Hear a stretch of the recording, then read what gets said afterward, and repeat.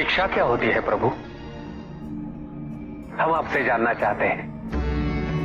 मनुष्य की अंतर्निहित पूर्णता को उजागर करना ही शिक्षा है। समस्त ज्ञान, चाहे वो लौकिक हो या आध्यात्मिक, मनुष्य के साथ ही रहता है, परंतु अज्ञानता के आवरण के कारण वो स्पष्ट नहीं होता। शिक्षा केवल उस आवरण को हटाने का कार्य करती है। अब प्रश्न ये उठता है कि वो आवरण हटता कैसे? कैसे महादेव? चकमक पत्थर के अंदर छिपी अग्नि तभी प्रकट होती है जब कोई उस पत्थर में घर्षण उत्पन्न करता है।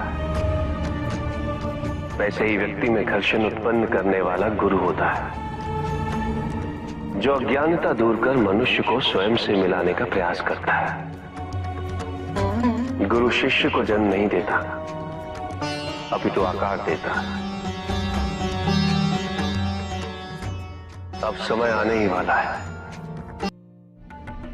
प्रभु, यदि आप स्वयं यहाँ कैलाश में उपस्थित हैं, तो प्रतिदिन का संध्या काल पूजन आपके समक्ष क्यों नहीं होता है? पूजित का साक्षात सामने होना मन को भटकने नहीं देता,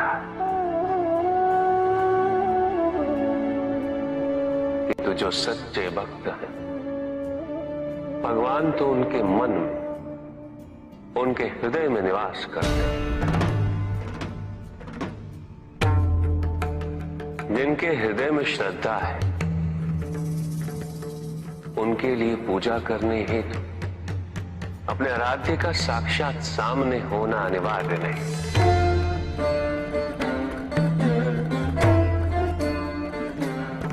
वो तो अपने मन के नेत्रों से प्रतिपल उनके दर्शन पा रहे हैं।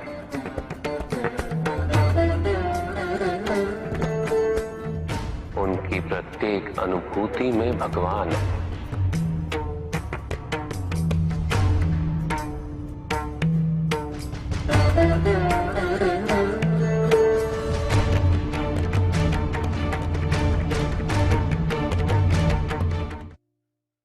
एक असुर था, एग्रिप।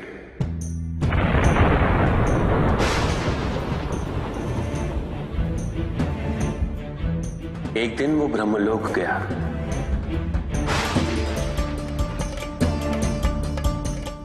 और बड़ी चालाकी से उसने ब्रह्मदेव से चारों वेद प्राप्त कर लिए।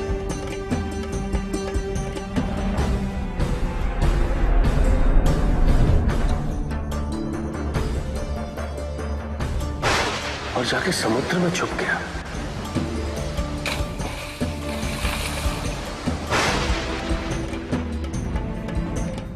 क्योंकि सारा ज्ञान वेदों में निहित है, इसीलिए संसार से सारा ज्ञान चला गया। जब अज्ञानता का अंधकार फैलता है तो अधर्म बढ़ने लगता है। भगवान विष्णु सब देख रहे थे। उन्हें ज्ञात था कि शीघ्र पृथ्वी लोक पर प्रलय आने वाला है। एग्रिप के साथ चारों वेद भी लुप्त होने का भय था। ब्रह्मदेव सृजन करता है। वेदों के अभाव में पुनर्जन्म की प्रक्रिया को पुनर्स्थापित करना अत्यंत कठिन। इसीलिए एग्रिप से उन वेदों को पुनः प्राप्त करना अनिवार्य था। तो भगवान विष्णु ने क्या किया? भगवान विष्णु ने एक मत्स्य रूप धारण किया। वो एक मछली बने और नदी में अवतरित हुए। राजा सत्यव्रत स्नान कर रहे थे। एक छोटी सी मछली उनके हाथ में आ गई। इतनी छोटी मछली? भगवान विष्णु? हाँ, राजा सत्यव्रत उस मछली को जल में छोड़ने जा ही रहे थे कि उस मछली ने बड़ी मछलियों का भय जताते हुए उनसे विनती की। उनसे कहा कि वो उसे अपने साथ ले चले। राजा सत्यव्रत अत्यंत दयालु थे। मछली को अपने कमंडल में शरण दे दी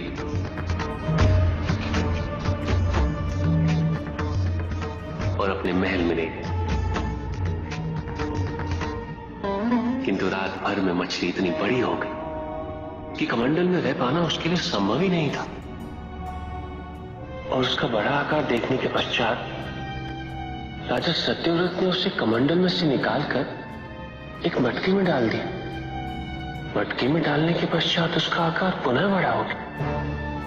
तो राजा सत्यव्रत ने उसे मटकी में से निकालकर एक सरोवर में रख दिया।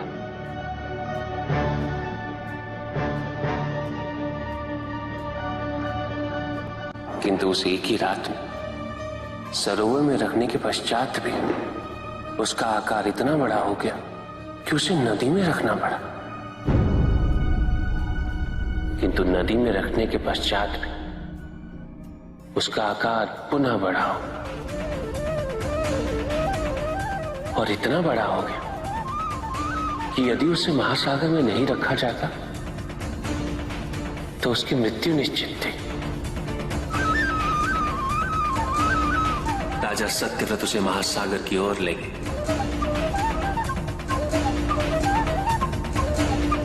क्योंकि राजा सत्यव्रत तपस्वी थे, ज्ञानी थे,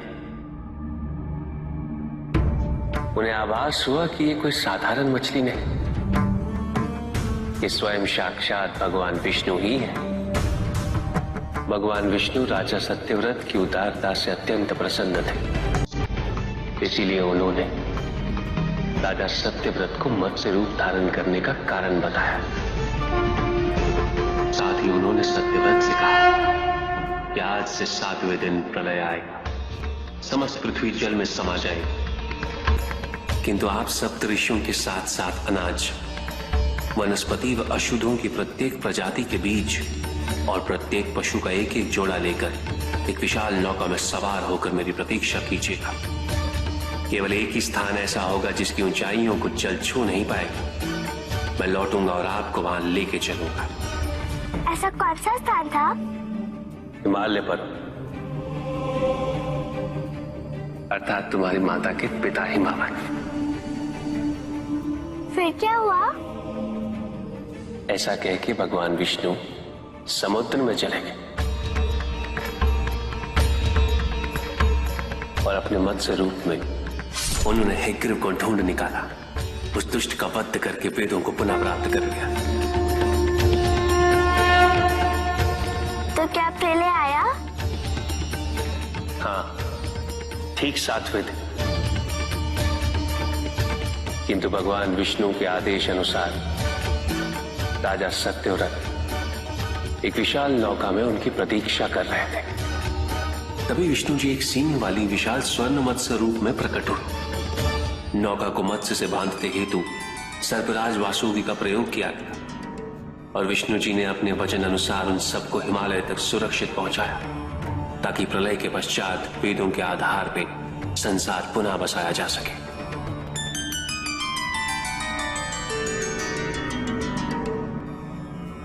राजा सत्यव्रत मनु कहलाए। मनु अर्थात मानव जाति के प्रणजनक। इसी प्रकार भगवान विष्णु ने न केवल वेदों को पुनः प्राप्त कर अपितु समस्त संसार का कल्याण भी। अर्थात भगवान हर संकट में अपने भक्तों की सहायता अवश्य करते हैं।